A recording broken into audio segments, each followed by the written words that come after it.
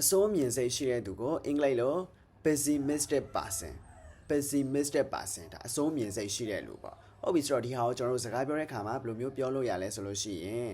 အစိုးမြင်စိတ်ရှိတဲ့သူတွေကတခုခုဆိုလို့ရှိရင်လွယ်လွယ်ကူကူနဲ့အရှုံးပေးတတ်တယ်အဲ့လိုမျိုးပြောချင်တယ်ဆိုလို့ရှိရင်pessimistic people give up easily pessimistic people give up easily အစိုးမြင်စိတ်ရှိတဲ့သူတွေကတခုခုဆိုလို့ရှိရင်လွယ်လွယ်ကူကူနဲ့အရှုံးပေးတတ်တယ်ပေါ့သူတို့ကတခုခုဆိုလဲအောင်မြင်မှုဆိုတာတဲ့ကြာဆုံးမှုပဲတွေးနေတဲ့သူပေါ့ဟုတ်ပြီဆိုတော့ဒီဟာကိုကျွန်တော်နောက်တစ်မျိုးဘယ်လိုမျိုးပြောလို့ရလဲဆိုလို့ရှိရင်ဒီအစိုးမြင်စိတ်ရှိတဲ့သူတွေကတခုခုဆိုလို့ရှိရင်ပြဿနာဖြစ်လာမှာပဲသူတို့ကတွေးနေတယ်ပေါ့နော်တခုခုဆိုရင်အစိုးတွေဖြစ်လာဖို့ပဲသူတို့ကတွေးနေတယ်အကောင်းကိုမတွေးဘူးပေါ့အဲ့လိုမျိုးပြောချင်တယ်ဆိုလို့ရှိရင်a pessimistic person focuses on problems a pessimistic person focuses on problems အဆုံးမြင်စိတ်ရှိတဲ့သူတွေကဒီပြဿနာအပေါ်မှာပဲသူက focus ထားတယ်တွေးနေတယ်ပေါ့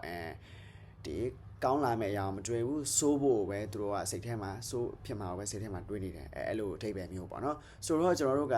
အဆုံးမြင်စိတ်ရှိတဲ့သူဆိုတာကိုကျွန်တော်တို့ကအင်္ဂလိပ်လို pessimistic person လို့ကျွန်တော်တို့ပြောပြီးတော့သုံးလို့ရတယ်